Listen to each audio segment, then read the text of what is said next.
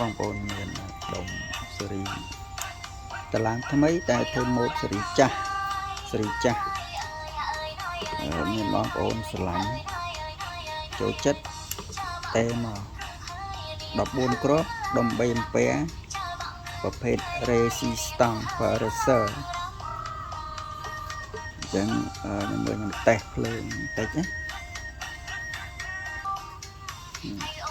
មើលលេងវា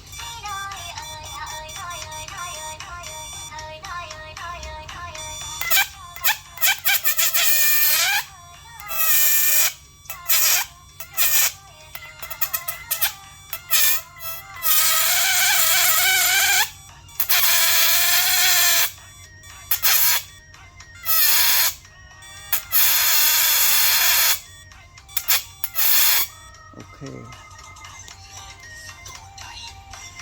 បច្ចៈទឹកត្រឹមចកេះចុះក្រោមហើយបើវាលត្រីបឺតឡើងលន់ស្នូក្នុងស្មៅ